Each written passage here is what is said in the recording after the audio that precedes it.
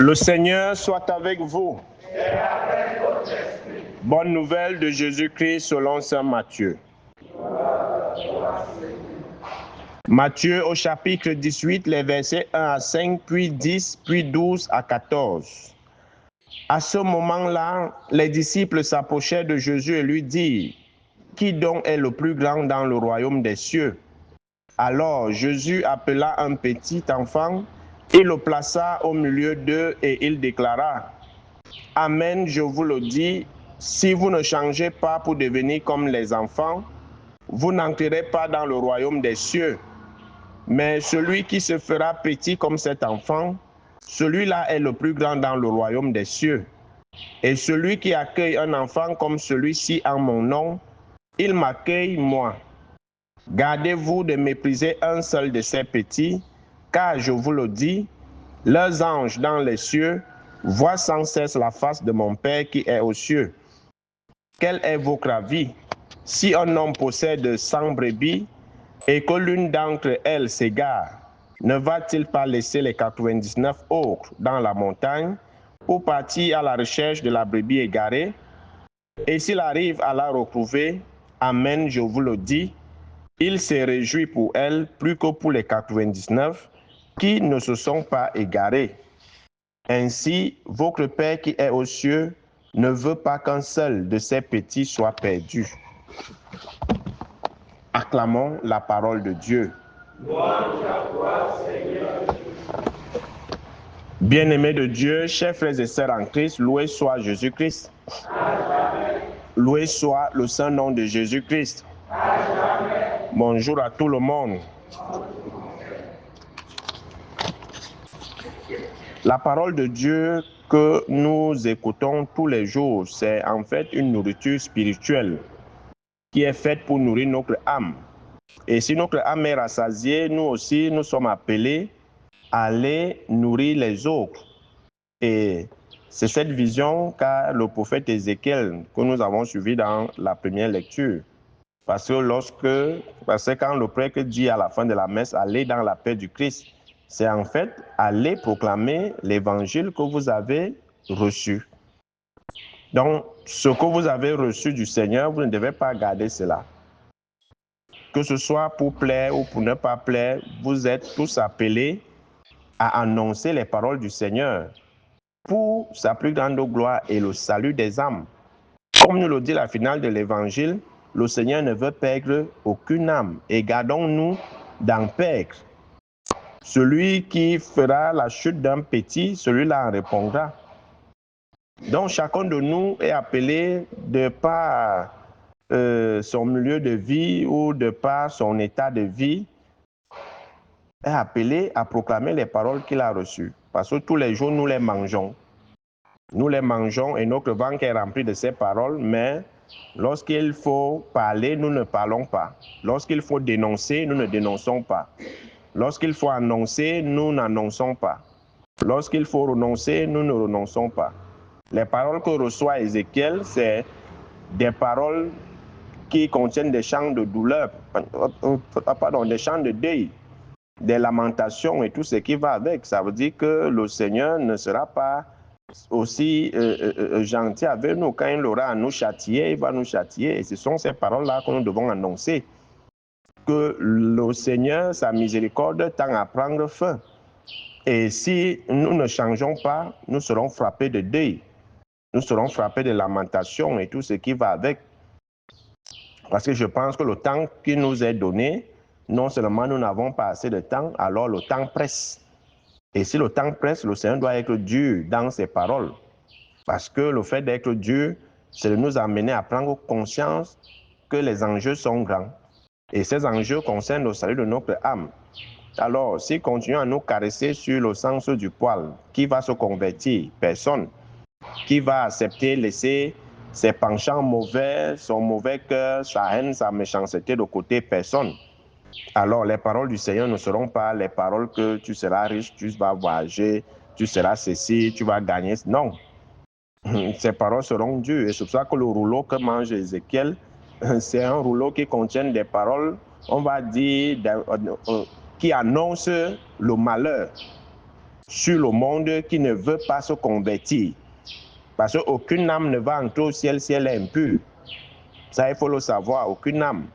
Alors l'un n'est plus aux prophéties, aux prophéties, comment on peut même dire, quel est le qualificatif que même ajouter aux prophéties joyeuses. Que tu seras ceci, tu auras ceci, tu vas monter à gauche, tu vas descendre à droite. Non, ce n'est plus le temps. Et à la question des disciples dans l'évangile de savoir qui est le plus grand, ça veut dire qu'ils ont eu à avoir une discussion entre eux. Ils ne se sont pas entendus.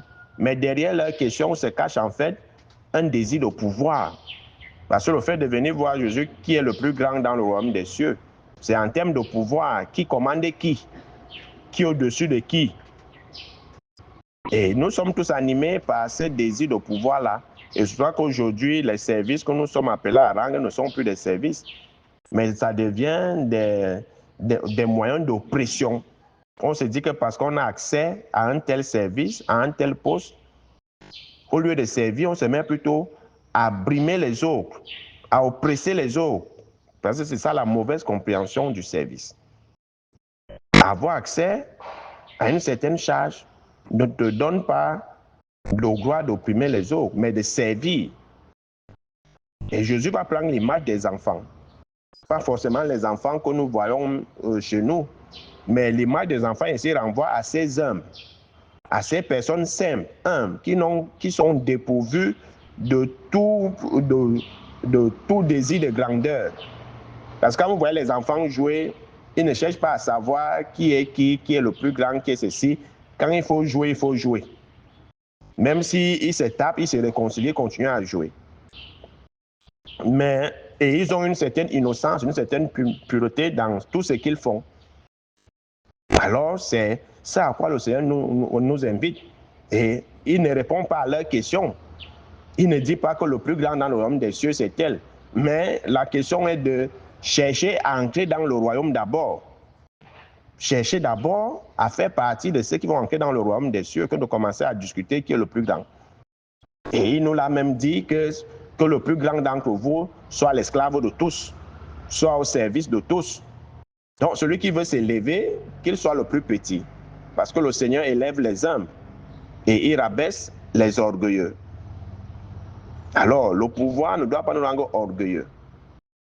Si on devient orgueilleux à cause d'un pouvoir, à cause d'une fonction, d'une charge, on ne va pas comprendre que c'est pour le service et qu'on est là pour aider les autres. Et c'est que Jésus met en garde quiconque fera de ces petits la risée, quiconque méprisera un seul de ces petits. Et c'est ce que nous faisons souvent quand nous accédons à certaines charges. Ou quand on croit qu'on est au-dessus de tout le monde. On commence à mépriser, à dédaigner, à humilier les autres, à se moquer des autres, à critiquer, à médire, à calomnier, à diffamer. Parce qu'on a une certaine charge ou alors une certaine prééminence. Alors le Seigneur nous demande de faire attention, de mépriser un seul de ces petits, parce que chacun de nous a un ange gardien. Et quand on dit que Dieu est omniscient, qu'il sait tout, ce sont en fait nos anges gardiens qui rendent compte de tout ce qu'on fait en temps réel. Donc tout ce qu'on fait même en cachette, ton ange gardien voit et ils sont connectés directement à la conscience de Dieu. Donc ce qu'il voit, Dieu voit. Ce qu'il t'entend dire, Dieu entend. C'est pour ça qu'on dit que Dieu est omniscient et omnipotent parce qu'il est à la fois, il est partout à la fois. Donc sachons que quand nous faisons du mal aux autres, leurs anges gardiens rendent compte du mal que nous faisons. Comme nous on pense souvent qu'on est caché. Si les hommes ne nous voient pas, on se dit aussi que Dieu ne nous voit pas. Mais l'ange gardien de la personne que tu opprimes, que tu méprises, à qui tu fais du mal, son ange rend compte. Et tu vas répondre de tes actes le moment venu. Donc, ne pensez pas que si certains prospèrent dans le mal, c'est parce que Dieu est faible. Il attend juste la récapitulation de toutes choses. Et c'est là où chacun sera face à ses actes. Et sera jugé face à l'amour qu'on devra avoir les uns envers les autres, comme dit Sainte Thérèse. Au soir de notre vie, nous serons jugés sur l'amour, et non pas sur nos avoirs, sur nos rangs, titres et grades respectifs, mais sur l'amour que nous avons eu les uns envers les autres. Et c'est là que Jésus va prendre cette parabole pour finir par là, des 99 brebis, des 100 brebis et une s'égare. Dans la logique humaine, c'est quand même inconcevable que tu laisses 99 chèvres pour aller chercher une chèvre qui s'est perdue. Et en allant chercher cette chèvre perdue et que tu viens trouver qu'on a volé l'autre troupeau, mais qui perd? C'est toi qui perds, n'est-ce pas? Donc, dans la logique humaine, ça ne se comprend pas. Mais les 99 ici n'ont plus besoin de conversion. Et Jésus sait qu'ils se sont convertis et ils sont affermis dans leur conversion. Alors la brebis, qui s'égare a besoin d'être sauvée. Et c'est pour ça que le maître va aller chercher sa brebis parce qu'il ne veut perdre aucune. Et nous sommes ces brebis du Seigneur là. À chaque fois qu'on s'égare, le Seigneur vient toujours à notre rencontre. Il vient toujours solliciter notre retour à travers sa parole qui nous est distillée tous les jours. Et il nous dit, il y a plus de joie. Comme nous le dit les textes, il y a plus de joie au ciel pour un seul pécheur qui se convertit que pour 99 justes qui n'ont plus besoin de conversion. Alors nous comprenons pourquoi chacun de nous est aimé par Dieu. Chacun de nous a du prix aux yeux de Dieu. Le Seigneur ne veut perdre personne. Personne. Il ne va en perdre aucune âme. Il ne va en perdre aucune âme. Et à votre avis, il nous dit que votre Père qui est aux cieux ne veut pas qu'un seul de ses petits soit perdu. Donc, prenons toujours soin les uns des autres. Les actes que nous posons au quotidien peuvent amener les autres à perdre la foi. Le traitement que nous infligeons aux autres, les humiliations, le mépris et autres, peut amener les autres à se perdre. Et si un de ceux-là se perd, nous aurons des comptes à rendre. Ça, il faut le savoir. On aura des comptes à rendre. Quand on vient à détruire la foi de quelqu'un à cause d'un scandale, à cause d'un mauvais traitement, et la personne dit vraiment, elle ne sait pas quel Dieu vous servez, ou quel Dieu tu peux prier à l'église, ou ce que tu fais dans tel ou tel mouvement dans lequel tu appartiens, et pourtant, voilà comment tu vis avec les autres, tu te comportes avec les autres, mieux même je sors de vos histoires d'église là, et tu seras responsable de cette âme. Le Seigneur ne veut perdre aucune âme et personne n'a le droit de faire perdre une âme. Donc faisons attention au traitement que nous infligeons aux autres. S'ils viennent à perdre la foi en Dieu et s'ils s'égarent comme cette brebis égarée, on sera tous responsables. Et chacun va répondre de ses actes. Et la question de Dieu à Caïn dans la Genèse nous sera posée. Qu'as-tu fait de ton frère?